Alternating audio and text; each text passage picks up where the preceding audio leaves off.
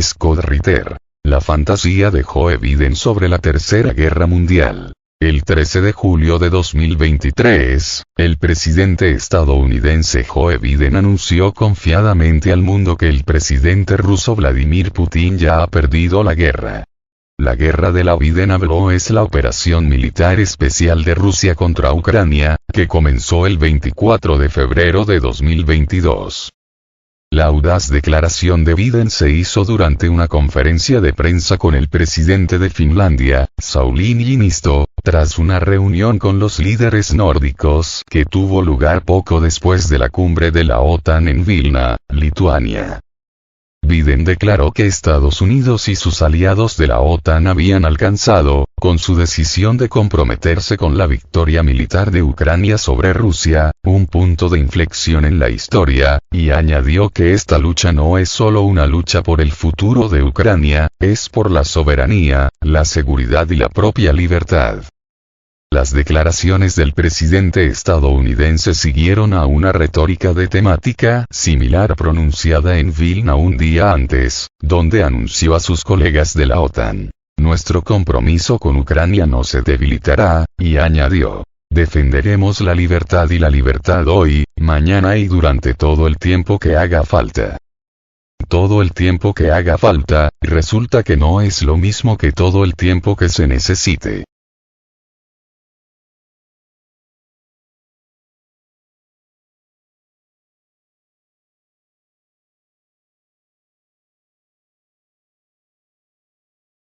Enfrentados a una trifecta de malas noticias, la calamitosa derrota del ejército ucraniano, entrenado y equipado por la OTAN, en la tan cacareada contraofensiva de verano, un ejército ruso cada día más fuerte, y el colapso de la voluntad política y la capacidad fiscal por parte de los antiguos aliados de Ucrania en Estados Unidos y Europa para seguir financiando los vacilantes esfuerzos de guerra de Ucrania, Joe Biden se vio obligado a modificar su compromiso con la causa de la libertad ucraniana y europea mientras podamos, con el modificador supeditado a la voluntad del Congreso de Estados Unidos de añadir otros $60.000 millones a los $120.000 millones en ayuda que Estados Unidos ha proporcionado a Ucrania desde mayo de 2022. Para intimidar al Congreso para que cediera a sus demandas de dinero para Ucrania, Biden emprendió una campaña de terror. Francamente, dijo Biden en una declaración pronunciada en la Casa Blanca a principios de diciembre, creo que es asombroso que hayamos llegado a este punto. Los republicanos en el Congreso están dispuestos a darle a Putin el mayor regalo que podría esperar y abandonar nuestro liderazgo mundial. Aunque muchos republicanos apoyan que se siga financiando el esfuerzo bélico en Ucrania, la cuestión se ha politizado en vísperas de las elecciones presidenciales de 2024, en las que las cuestiones internas tienden a imponerse a los asuntos exteriores. Y, en la actualidad, no hay tema de política interior más destacado que la seguridad fronteriza y la reforma de la inmigración. El senador Lindsey Graham, republicano por Carolina del Sur que ha sido un firme defensor de Ucrania, señaló que, aunque apoyaría la financiación continuada del esfuerzo bélico de Ucrania, no podría volver a su estado natal de Carolina del Sur para intentar explicar por qué ayudé a Ucrania, Taiwán e Israel y no hice nada para asegurar nuestra propia frontera. Ayudaré a todos nuestros aliados, pero primero tenemos que ayudarnos a nosotros mismos. Mike Johnson, nuevo presidente republicano de la Cámara de Representantes y conservador de línea dura, indicó que la objeción a seguir financiando a Ucrania iba más allá de las simples cuestiones de financiación.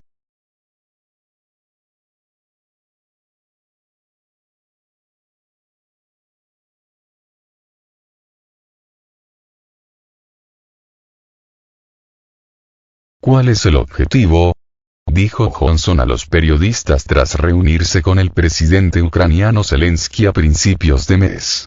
¿Cuál es el objetivo final en Ucrania? ¿Cómo vamos a tener una supervisión adecuada de los fondos? Tanto Graham como Johnson habían sido sometidos a una presión total por parte de Joe Biden y la Casa Blanca en un esfuerzo por que los recalcitrantes republicanos dieran marcha atrás en sus objeciones. No podemos dejar que gane Putin, suplicó Biden. Si Putin toma Ucrania, señaló Biden, no se detendrá ahí.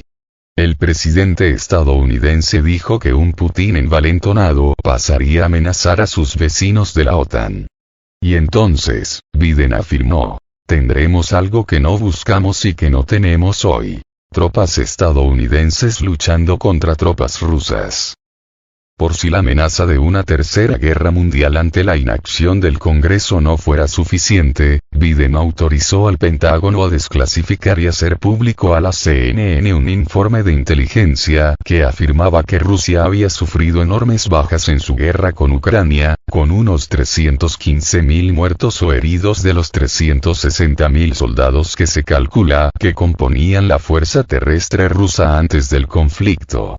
El informe de inteligencia desclasificado también afirmaba que se habían perdido 2.200 de los 3.500 carros de combate rusos, así como 4.400 de los 13.600 vehículos de combate de infantería y vehículos blindados de transporte de tropas. La publicación del informe desclasificado estaba claramente programada para influir en el Congreso de Estados Unidos, haciendo hincapié en los mismos argumentos que han sido repetidamente esgrimidos por el senador Graham y otros en el sentido de que la ayuda de Estados Unidos era el mejor dinero que hemos gastado nunca porque los rusos están muriendo.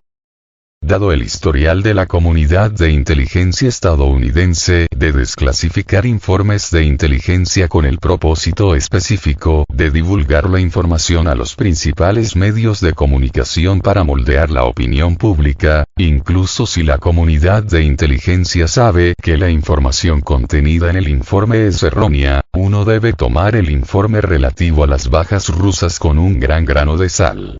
Según el presidente ruso Vladimir Putin, Rusia tiene actualmente unos 617.000 soldados desplegados en la zona de operaciones militares especiales.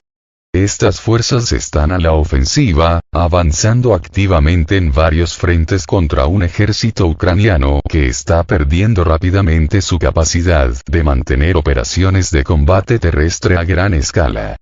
Esto no parece la actuación de una organización que sufrió alrededor de un 87% de bajas, una cifra que convertiría a los supervivientes en combatientes ineficaces.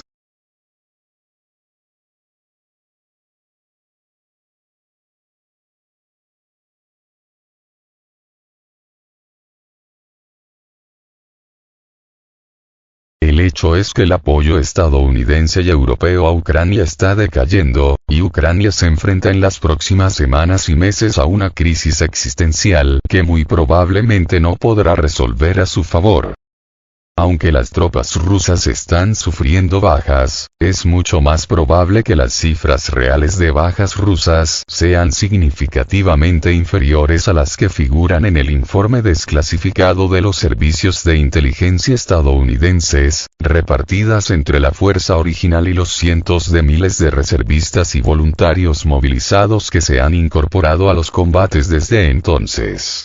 Estas pérdidas palidecen en comparación con los más de 400.000 muertos y casi 1 millón de heridos que ha sufrido Ucrania. El poder de combate de Rusia crece cada día, con nuevas tropas y equipos que se ponen a disposición del esfuerzo bélico. Ucrania, por su parte, ha agotado sus reservas y se ve obligada a rascar el fondo de su barril de recursos humanos para tripular las unidades que sea capaz de organizar a partir de lo que queda del reducido, y cada vez menor, arsenal ucraniano.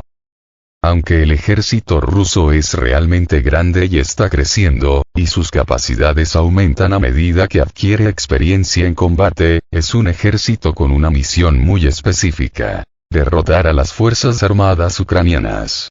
La estructura de fuerzas rusa es actualmente más que suficiente para derrotar a los ucranianos en un frente de unos 2.000 kilómetros de longitud. Incluso es lo suficientemente grande como para asegurar parte del territorio ucraniano adicional.